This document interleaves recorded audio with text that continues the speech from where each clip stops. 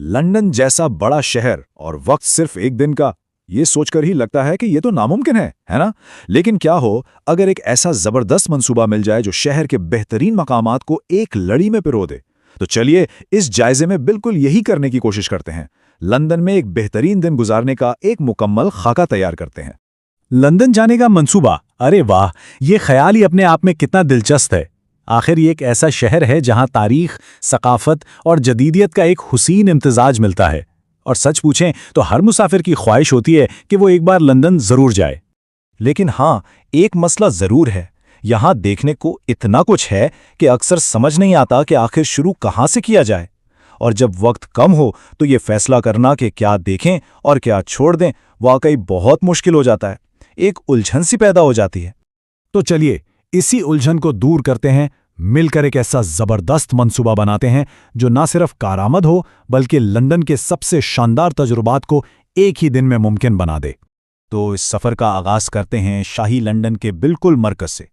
ये जो मंजर है ना, ये सिर्फ एक तस्वीर नहीं है, ये तो शहर की सदियों पुरानी तारीख और इसकी शान और शौकत का एक जिंदा सबूत है। यूं समझ लें कि आने वाले दिन के लिए एक शानदार स्टेज तैयार हो गया है।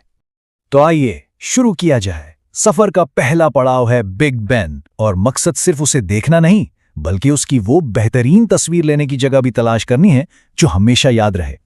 तो बेहतरीन तस्वीर के लिए दो इनसाइडर किस्म के मकामात हैं। पहला है वेस्टमिंस्टर ब्रिज के नीचे, जहां से दरिया के पार भीड़ भाड़ के बगैर एक शानदार नज़ारा मिलता है।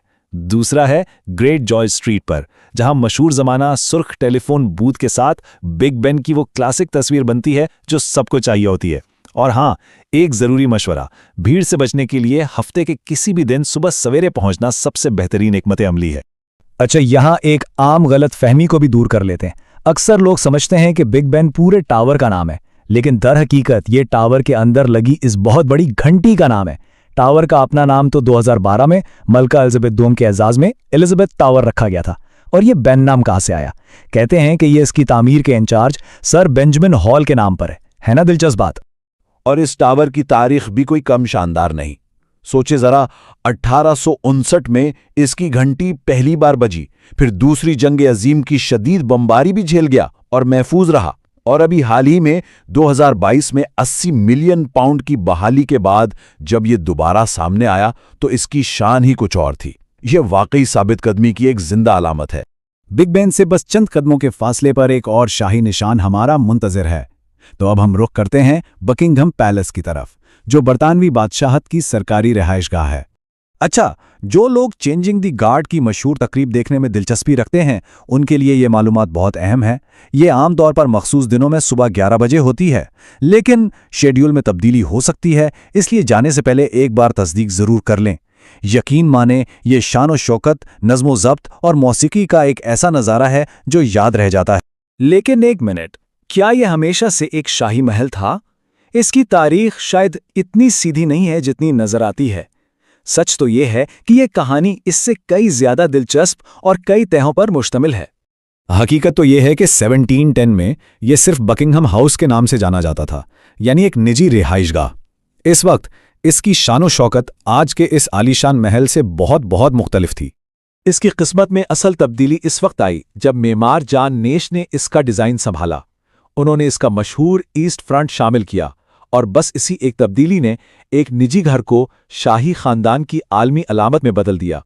अच्छा जी, दोपहर हो गई है तो अब वक्त है शहर को एक नए जाविये से देखने का, यानी बुलंदी से। लेकिन यहाँ एक बड़ा सवाल खड़ा होता है, लंदन आए या फिर द शार्ड? ये वो सवाल है जिसका सामना लंदन आने वाले तकरीबन हर शख्स को करना पड़ता है। तो आइए दोनों का मुवाजना करके देखते हैं। लंदन आए, जो कि 135 मीटर बुलंद है, 30 मिनट की एक सवारी फराहम करता है, और यहां से पार्लियामेंट का नज़ारा वाकई बेहतरीन है। दूसरी तरफ है द शार्ड, मगरबी यूरोप की सबसे ऊंची इमारत, जिसका व्यूइंग प्लेटफॉर्म 244 मीटर की बुलंदी पर है, और वहां वक्त गुजारने की कोई पाबंदी नहीं। 244 मीटर, जरा इस ऊंचाई का तसव्वुर करें। यह है द शार्ड के व्यूइंग प्लेटफॉर्म की बुलंदी। ये लंदन आई से तकरीबन दुगनी ऊंचाई है, और यहां से मिलने वाला नज़ारा, उसका वाकई कोई मुकाबला नहीं।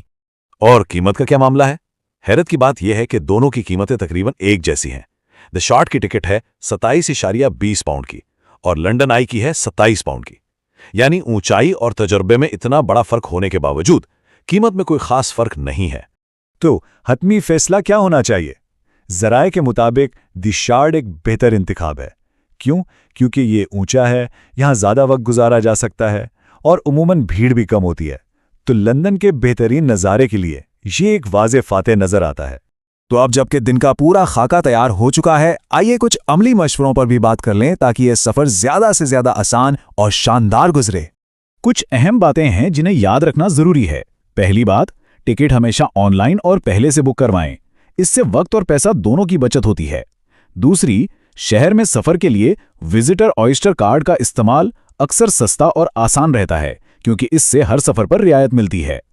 तीसरी बात, चेंजिंग द गार्ड का शेड्यूल हमेशा 2 बार चेक करें, यह बहुत ज़रूरी है। और आखिर में बेहतरीन तस्वीरों के लिए फोटो स्पॉट्स पर सुबह सवेरे पहुंचने की कोशिश करें ताकि भीड़ से बचा जा सके। तो लीजिए, एक बेहतरीन दिन का मंसूबा तैयार है, लेकिन अब असल सवाल ये पैदा होता है कि इस रास्ते पर चलते हुए वो कौन से नए और पोशीदा खजाने होंगे जो खुद ब खुद दरियाफ्त हो जाएंगे।